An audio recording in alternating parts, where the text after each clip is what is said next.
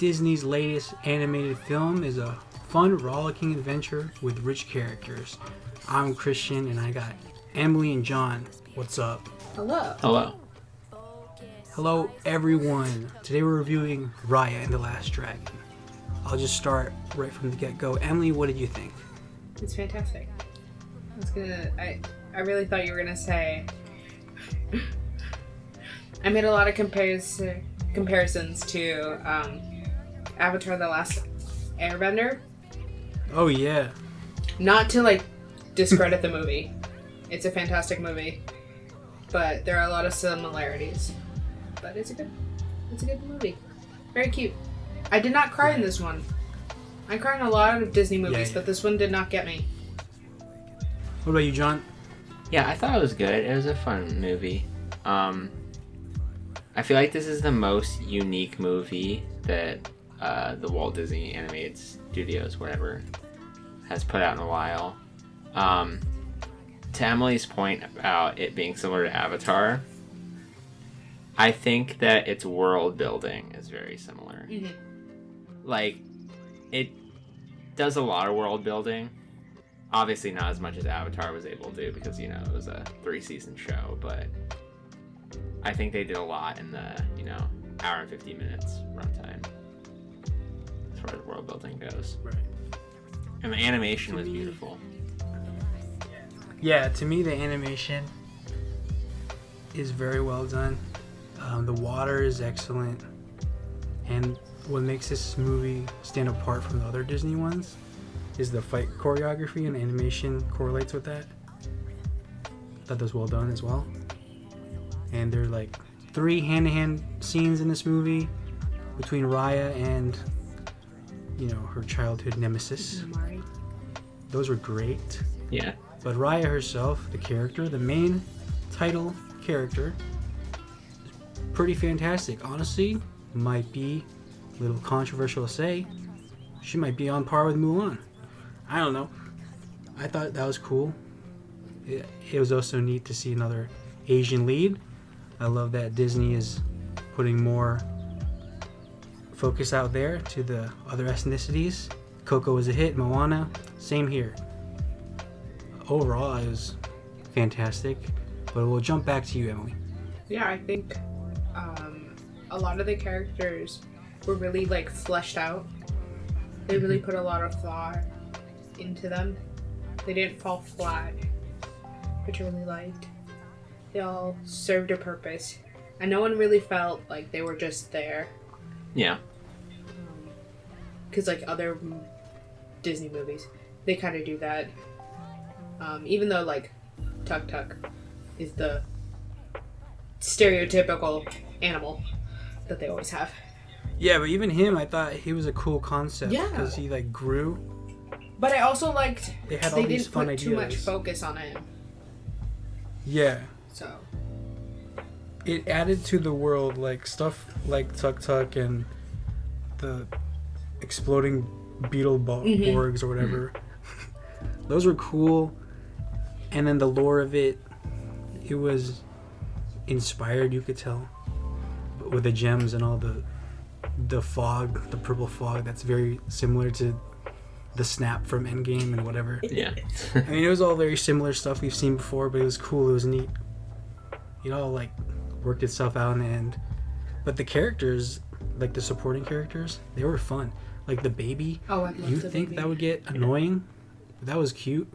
And it's fun for both kids and adults because she has her own action beats and she'll do Metal Gear Solid stuff going on. Yeah. And then Benedict Wong's character was really intimidating, but then you realize that's a level of insecurity, and then he ties in with the baby because there's those emotional beats that are oh, he lost his family, and then the kid lost his family. Everyone's just trying to get a piece of themselves back together, Mm-hmm. I really liked that the way they made it was that they, even though they don't spend a lot of time together, they made their own little family. Everybody was on the boat. I was just oh, yay. Yeah, they'd all lost something, so they had to make family with, who they found. Yeah, John, what did you think of the ultimate message of the movie? I mean, I thought the movie had a good message, you know. I think it's something that everyone can relate to in one way or another. What do you think the message is? Yeah, John. Can I give a lifeline? Huh? What do you think the message is? Well, okay. It could have gotten really obnoxious and annoying, but they just teeter that line of just letting you know, well, it's about trust. Yeah. But we're not going to hit you over the head, send you some overly over the top message.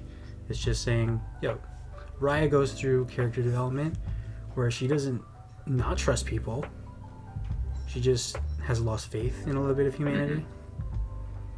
And I liked that they used that and added it to Awkwafina's character. Because anytime she's on screen, her like personality is very infectious. She's so, you know, her personality is so exuberant. She always sees the best in people, and I thought that was great to tie back to the message of trust. Speaking of like Awkwafina, I thought her voice, the minute she was born, she was made to voice act. Like, I'm surprised it's taken Disney this long to cast her, because that voice is so distinguishable, and it fits really well with the dragon. Same with Marie Tran. I'm really glad she has a project under her belt that's very positive, that isn't Star Wars. Yeah, I feel like she got too much hate for The Last Jedi. She definitely deserves, a lot more credit. And I think she proved herself with Raya. Although she didn't need anything to prove. I know. But... No, I was just putting that out there. But yeah, no. I think everybody was casted perfectly. Yeah. In this movie. Awkwafina and Kelly Marie Tran were definitely the standouts. Oh no, I loved the actress who plays Namari. She's also from Crazy Rich Asians. Oh yeah. Oh really? She's phenomenal. The whole cast was good. Another thing that was phenomenal to me, that could have maybe elevated itself more, was the music. I thought it fit. Especially scenes where Awkwafina's floating through the air or underwater. It was, I got goosebumps from those, you know? It was a vibe. That's all I'm saying. Yeah. Any final thoughts to the people? I think overall, it was just a solid Disney animated movie. Great world building, great character development. Voice acting was great all around. Great story, good message. Probably some of the best animation they've had in a while. I think their animation just keeps getting better. It's definitely a rewatchable movie. It's not too heavy or anything like that. It's something you can stomach at any point. It's a beautifully made movie. And just a good time. Hell yeah. Good time, no alcohol required. Yes. Yes. To piggyback on your it being the movie being rewatchable. Like, I feel like the story wasn't overly complicated. Yeah. It was actually a little simplistic, but not like in a bad way. Like, it kind of feels like a video game, you know? Like, they have the quest and they're going from... Yeah. It, like, hits all the beats and it never, like... The pace never gets too slow, never too fast. Like, it just feels like it's the right length. When were you gonna tell us she was Sisu? Final notes from me. I gotta give praise to the directing and editing. Yeah. That was very fun. From the beginning, it honestly kind of felt like in your face, Tarantino-esque, if a kid's movie could be that. Yeah. The editing was like, yo, here's Raya. She's doing like crazy weapon shit. And then the title appears. It's like, yo, we're in for a joyride. And then that moment when she wants to like get revenge back on Namari, it's like, oh, we're getting in. The camera like zooms in, like cut after cut. It's like, whoa. And Shout out to the guy who directed this because he also did Blind Spotting. Oh, really? So, overall, the movie was sick. I give it an 8 out of 10. What about you guys? Yeah, I think probably an 8. Maybe closer to a 9 than a 7. So an 8. No, but I'm saying, like, I'm not so firm on the 8. Like, if anything, if my score ever changed, it would be, like, going up instead of down. Okay. I would also give it an 8. Yeah, I think the Walt Disney Animated Studios is getting to the point where their movies are starting to be on par with Pixar's, like, output. Yeah. There you go, ladies and gentlemen. That's Raya and the Last Dragon. Yeah. Come for Awkwafina. Stay for the baby. That baby was sick. Alright. Thanks everyone for watching our review. Until next time. Hit that notification bell. Smash that like button. Subscribe. Check out Emily's podcast. You know the drill. Bye.